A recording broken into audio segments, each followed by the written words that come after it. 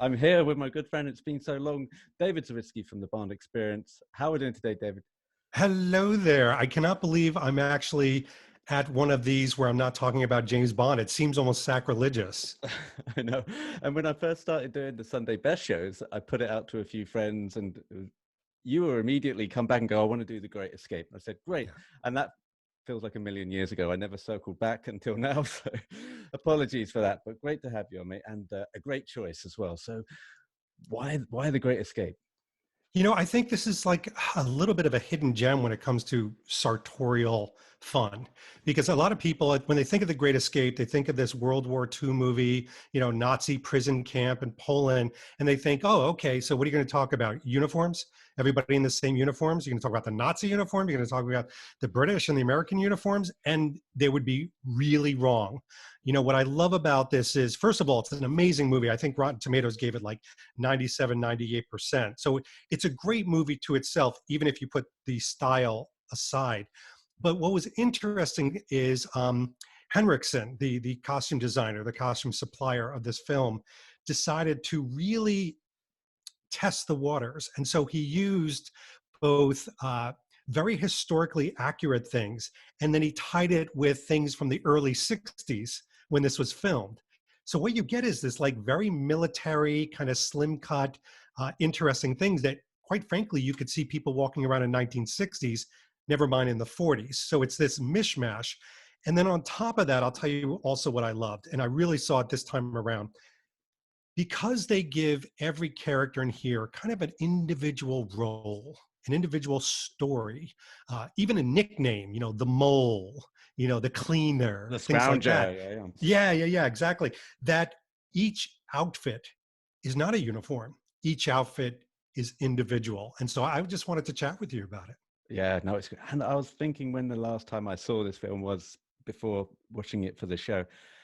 And I guess it must have been 10, maybe 10, 15 years ago, Yeah. ashamedly. But it's a really enjoyable film, just not because it's one of those generational things where I perhaps watch it with your dad and then you feel like, oh, because I've seen it and it's going to be a nostalgia thing, you're going to be a slave to your own nostalgia. Of course, it's going to be crap when you watch it second time around. It might even be a bit turgid, but it's none of that. In fact, this is probably the best viewing I've had because I've got to look at little different things even more with a bit more scrutiny, but enjoyed it so much more as well this time around. I was the same exact way. I kind of started to piece apart each of the characters, keeping track, and like you, I kind of made a want it, need it, got it, kill it. Got Um, it. the McQueen character, of course, to me was kind of the prime subject. But you let me know how you want to tackle this. You want to save McQueen for last, or what do you want to do? Well, I feel like maybe we'll get into McQueen in a little bit, but because the first half hour or so of the film is McQueen light, isn't it really? I mean, he goes to the cooler. There's not much of McQueen in this. True. And so I was more taken in really by James Garner. I thought he was Oh, just so incredibly seductive in a million ways, right? yeah. So maybe you can talk about some of the things that James Garner was wearing and your overall impressions of him Yeah. in the film. And believe me, you can test me character wise. So Garner played the Scrounger. This was the chatty guy. And interestingly, I went back into some show notes, and it actually said that they went heavy on the Americans playing kind of a key part so they could sell this movie to the American audience. Back then in the 60s, if you filled a movie with a bunch of Brits, it wasn't like today where we're Yeah. fascinated with Brits. Turn around, do a little sachet. Ooh. No, we were fascinated with ourselves. Go figure. And so he was prime. And what I loved about him was, as the Scrounger, he really looked like a dashing, debonair man because he used this as his weapon, his mouth. His cunning. And because of that, they gave him this great white wool turtleneck that looks very buttoned up. It almost looks like the Bond one from Spectre, the Fumo Gray one, but in white. And from what I hear, they did use this ivory ribbed wool knit sweater that the Royal Navy submariners would have used.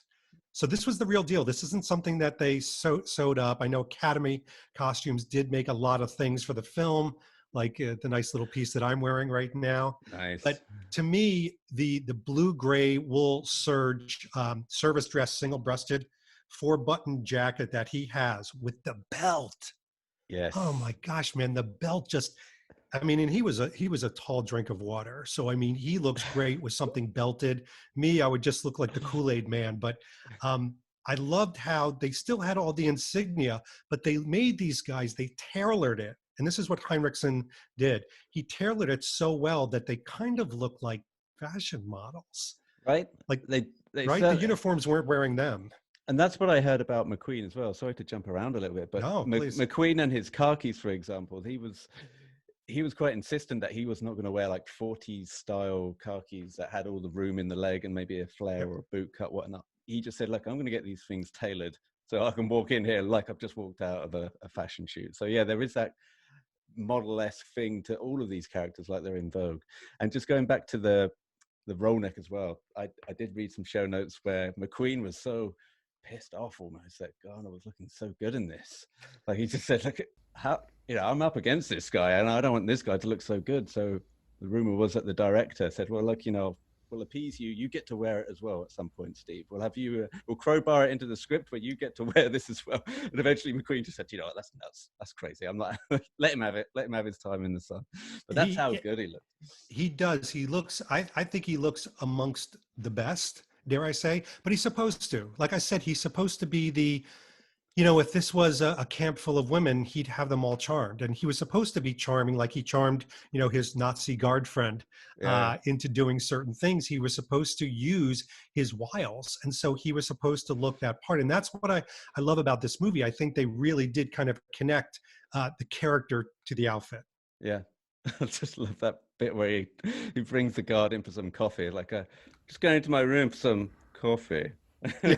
And imagine when the guard gets in there, goes, oh, you did mean coffee. Oh, sorry. Well, I may as well take some while I'm here. But, Yeah. So yeah, getting to McQueen now. Let's finally, maybe you can tell us what you're wearing, David. I'm keen to know some of the bits. So for the YouTubers, what's going on here? Yeah, if podcasters, you're going to lose out on this one. So anyway, what I did today was I had put together a long time ago for a display, actually in my corporate office. So when you first walked in, you would see part of the Steve McQueen poster, some of the artifacts like his glove from the film, and then this outfit. None of this is screen used. This is something I put together, but I used all the correct components. So for example, this is the dark A2 flight jacket. What's really cool about the flight jacket is, and it's probably a little hard to pick up on this Zoom, but the A2 jacket is very famous for a lot of reasons. First of all, everything snaps. The collar, Nice. You can hear that, snaps. I got it, yeah. Zip collar. The buttons, the flap buttons, they all snap. It's got this wonderful rib cuffs and hem, so it's very comfortable. The biggest thing that it's famous for is way back when it was invented, it was the first leather jacket, wait for it, with zippers. Whoa. So this is actually the very first thing. It was the USAAF, and I am cheating, A2 flight jacket. And here's the other cool thing. It was made right in Middletown, Pennsylvania, which is a short drive from me. Nice. All wow. right? It's fate entwined with destiny. That's just supposed to be. Absolutely. And as I do a striptease for your audience, why not? They paid the fee.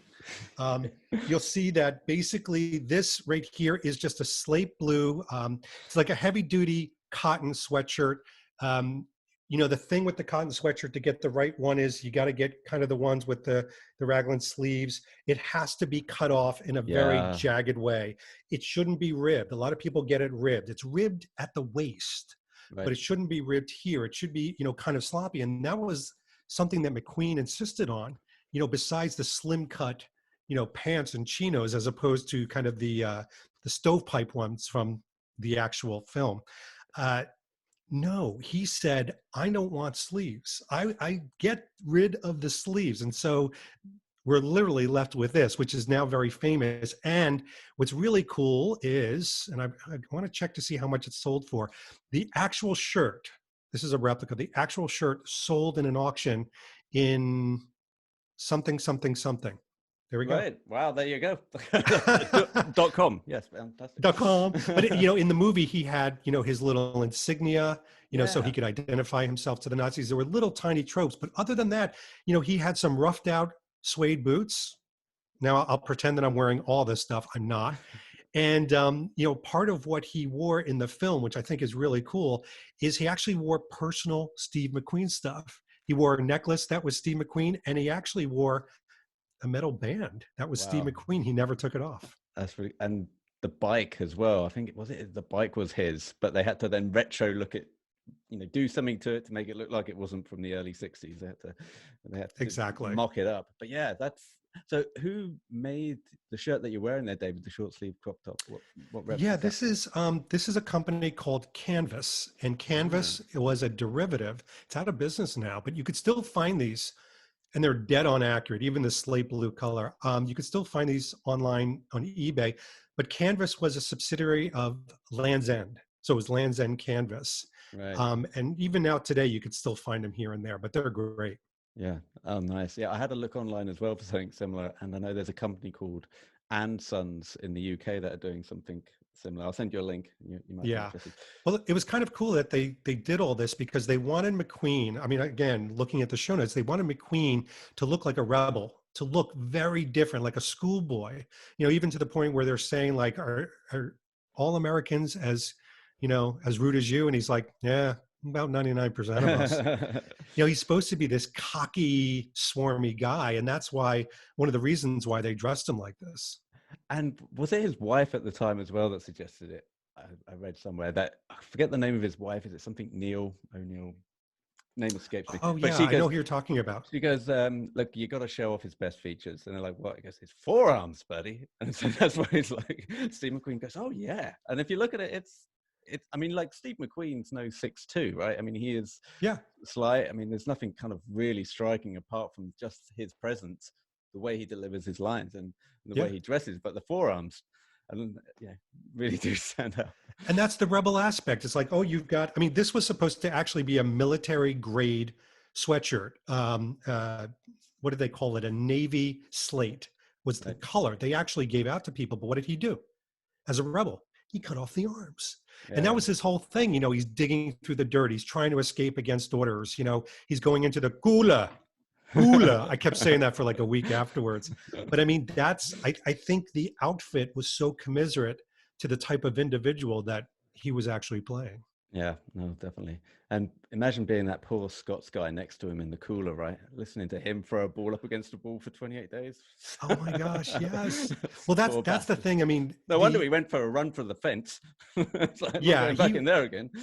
And you could really see there were some other pieces. I noticed this time because everybody pays attention to this. That they pay attention to this sweatshirt. They don't talk about, for example, the red Henley he wears with the waistcoat. Yeah. When they're having the 4th of July, or he literally wore a standard A1 V-neck pass out sweater, and then he also did the Nazi uniform and the pea coat. That was all McQueen. Yeah, that was. I mean, that you don't get to see the pea coat much, or do you? I'm trying to think where that is. What about the jacket, David? Sorry, so his A2. Do we know how much that sold for, or where? If people get replicas of that, I imagine there's loads of people trying to do it. Right? You know what? I think I do have a price, of course. Wait, I think I did know how much they paid. It was ridiculous. Oh, $12,000. That is a snip, isn't it? Yeah. You're kidding. How long ago was that? It was a while ago. Right. I'd have to do some research, but yeah, I could tell it was a while ago. They actually thought it was going to go for $8,000. Right. Okay. But obviously it went for a lot more, thank goodness. Jesus Christ. Well, yeah, absolutely. By the way, some of the characters, just, I was going to make mention in here because some of the outfits are amazing. The Tunnel King, that young man, I think played by John Layton, but he had the white turtleneck that he literally cut up the middle here and peeled it back. And it looks like a collared sweater basically now.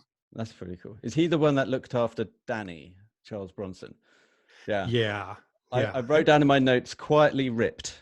I think like his arms. I mean, we talk about Steve Oh my McQueen's gosh. arms, but Charles Bronson was no shrinking violet with his arms. Right? No. Bronson was massive. I mean, when he was like crawling around and things like that. And Yeah. that's the other thing too, is like, we can't forget, like even James Coburn, you put a red roll neck on him. Oh, he looked terrific. He looked Yeah. amazing. And so all these guys look good. I think Charles Bronson was in he also had that blue gray wool serge RAF battle dress, RAF battle dress, but that gray knit wool sweater with the gray blue V-neck striping. He had the long sleeves. He had the cuffs, and then he had those crazy. I don't know why he had these burgundy sewn on graphics, these patches that he had. Yes. Yeah. Yeah. Looked amazing on I him. did. Yeah. No, it looked really cool, and I then made a note. How come these people look better in a prison of war camp than I do down a pub on a Friday? I mean, these guys are looking terrific, right? But yeah, 100%. I'm glad you mentioned James Coburn. I do feel like his was the only character that was slightly underwritten or just not Oh as gosh, big, yes. right? I mean, And then he just how, disappears at the end with a suitcase, and you never see of him. It's right? just, Yeah, so I couldn't quite work out where he was in his career by then. I mean, I haven't seen in like Flint or anything like that, but was he just too new to get any kind of traction in this film? I want to say it had to be after Magnificent Seven. Yeah, So he had popped up and had a decent role there, but I think it was definitely before Flint, because, Bond brought yeah, our man Flint and In Like Flint. right, So, but it was a very small role. In fact, when I saw it this time, I'm like, he's in and out. yeah. And he's Australian in this film, isn't he? Yeah, which is I couldn't work out what he was doing in that with the accent, but Because at first he's American, James Colburn, and mm. then he's British, and then he's like, I might. And I'm Yeah, I like, know. putting me on? What's going on here? Where's the resistance, mate? Oh my gosh. Are you it? But I did like, and this is not a positive sartorial move, but I like the schmaltziness of some of the characters, like the mole. That little guy that was in the cooler with him. They dressed him kind of like a schlub. He was in this brick red knit sweater vest, but he had like 16 layers on him. And I know, I yeah. love the way they portrayed him. So, is there anyone still alive? Is it that guy that's still alive? I didn't have time to write down all the names. I should have done. I've come into it a bit undercooked, but I know there was only after James Garner died. I think there was only two that was still around I from the think original you're right. cast. I think there could have been Lawrence Montague, or That there was sounds one about guy right. that was playing a thing. I bet you that young guy, Willie Dix. Oh God, Yes, what an yes. unfortunate name. So Willie Dix, he was one of the tunnelers. So he was the Tunnel King. He's the Tunnel King, right? Hey, Peter. Yeah. He wasn't just the tunneler, buddy. He was the tunneler king. He's like, move out the way. Me and Forearms are coming through. We're in front of the queue. Don't take his title away. He wasn't the surveyor. He was the king. Damn it. Oh man, I had a really good time watching this film again. I would say the last 20 to 30 minutes when they finally escaped. I don't know if it's because there is this impending doom, but I just all I want to do is watch Steve McQueen on the motorbike. All the kind of other characters that are dodging the German police and all the stuff on the train. I'm like, it's all very well done. Let's fucking cut to Steve McQueen on the motorbike and have him do a few hurdles over the barbed wire. That'd be great. It is a bit of an interesting movie, especially watching it this time around, wondering when Steve McQueen would show up so I could study his outfit again. And you hit it on the nail. For something that makes such an impact iconically, and even from an emulation standpoint that people have copied over the years, it doesn't get a lot of screen time. I mean, it's all there, but he is almost, dare I say, an ancillary character compared to like Richard Attenborough, where you could say this is, Richard Attenborough's, this is his film. Yeah. And he is so straight-laced. I don't think they actually got on set as well, reading through some of the notes. I think he said he didn't find him combative, but he did have to kind of convince him to do things or just get asked to do things by McQueen. So it was like one of these, I'll do it, but let's never work again together on another film. Please. Yeah, I'm wondering what was McQueen's film after this one? Do you know? So 63, I don't know. It must have been nearing Towering Inferno 70s, so that's way later, isn't it? Yeah. Maybe a quick Google might remedy that. I know we're slowing up the process here, but okay, so it was, this can't be right. Was it Bullet? Really? Is he going straight into Bullet after this? That's crazy. Well, look at this. So he did The Magnificent Seven, Uh-huh. The Great Escape. Oh, Thomas Crown Affair and Bullet came out in the same year? Oh wow, okay.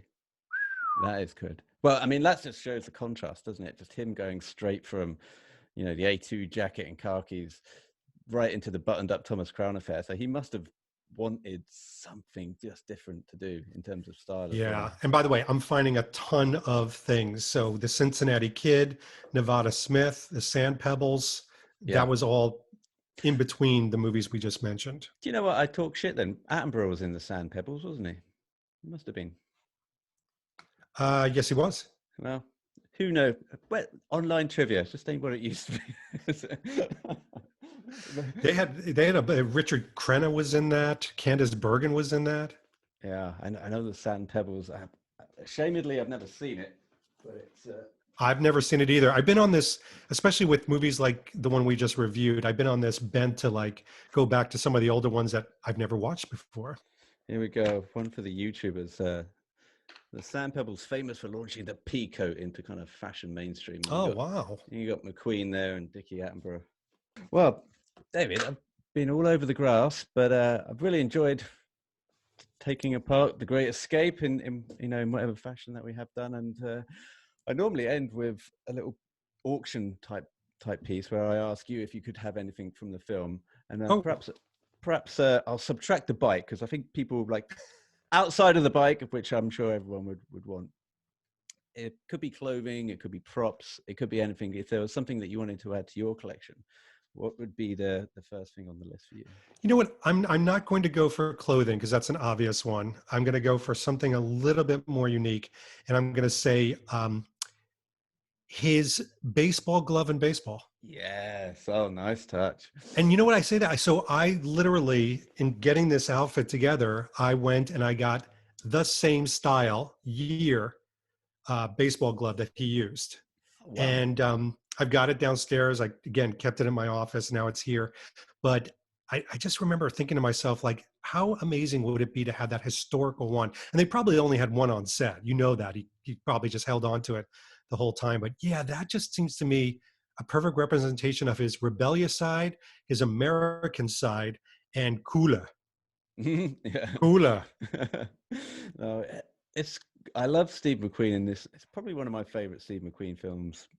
Maybe Papillon still, but because he brings the levity to it as well. So like when he's saying, "Hey, call your jet say you're 20 feet short of the woods," and then, like Attenborough, who doesn't crack a joke throughout the whole film, by the way, is like, "Oh, God damn it, mother efforts," and then but he goes, "But don't worry, the guards are going to be looking out in the compound," and then he smiles. He kind of breaks the whole like, "Don't worry, we're all in the clear." So yeah, he was great. Especially he had that glibness during very tense moments. yes. Even with the Nazis. I mean, yeah, there was just the tiniest essence of Hogan's Heroes with the Nazis in this one, because I'm thinking to myself, yeah, the first time they tried to escape, they would have all been shot right away. But he was just so good and affable that it just made it palatable.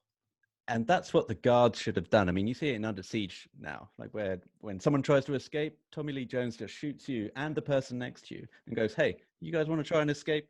The person next to you is going to get it as well. Like one would have escaped. No one would have tried it. I'm pretty sure that's how the Nazis were, not sitting there going, "I apologize for 50 of your brethren getting killed." No, I don't think that was Hollywood. That wasn't. We got to make the bad guys a little bit more likable in case there's an action figure. I don't know. Yeah, we got to sell it to the Germans as well. We're filming here, so we got to get them to see it as well. Exactly. It is. I mean, it is a great film to go. Well, tunnel down, pardon the pun, into the history for, because you can learn so much about the war and the actual escape as well, which it was kind of like the one of the biggest escapes going. And like Donald Pleasance, we haven't really even spoken about Blofeld in this film, but him, he was actually a World War II prisoner himself, wasn't he? So he got shot down on a plane somewhere, I think over Tunisia, and then he wanted to give all this technical advice to the director and go, "Look, this is what kind of happened in prisoner of war camps." And initially the director told him to hit the bricks, goes, "All right, Donald, keep it to yourself." Someone on set told him actually he got shot down and it's like, fuck, bring Donald back in, and they were best friends again. It was actually, that's a great point. It was amazing to see him pre-Blofeld because he's such a kind, quiet, nice character here who unfortunately meets a demise. Spoiler. Mm. But you really, I'm looking at him and I'm like, that can't be Blofeld. That's just not the same guy. But of course it is. Yeah. And relatively unremarkable outfit. But as the forger, what I love is, there's literally scenes in this movie that tell you how they create something, like the tailor, literally going through and Oh. go, I can make a double-breasted suit, I can make a single-breasted, I can make a very nice burnous, and things like that. You want a And brooch, a pro overcoat, and the bolts of fabric. When that scene was going on, I'm just watching this like Pete's having a heyday right now watching this. I know. I can't believe I haven't even brought it up because I got 1,000 pictures of that. And you're right. Just it's probably one of my favorite tailoring scenes because he's actually curving the lapels, going on to Yeah. do the long lapels. He even says like, I can do more the style of the thinner lapel or something a little bit wider in case, and then when you see everybody dressed up, you realize, and that, folks listening, this actually happened. Yeah, I mean, they actually sewed things from like horse blankets and things like that, but he literally had to make just regular citizen clothing as well. Exactly, yeah. And in that scene, they have all the newspapers in the background hanging up, so you can see the cuts of what the paper patterns, basically, for the suits. I love that scene. That is probably my favorite tailoring scene right now, apart from Sean Connery in Highlander 2, where he gives the earring over and what he's drinking. Well, the guy guess, will this pay for a 4,000 bespoke suit in the next 2 hours? Clicks his fingers. I digress. David, thanks so much for taking time out and recommending The Great Escape. And I can encourage everyone to go back and revisit it and catch something new that you didn't see before, like I certainly did this time around. But in the meantime, take care of yourself. And take care, brother. Be good. Take it easy.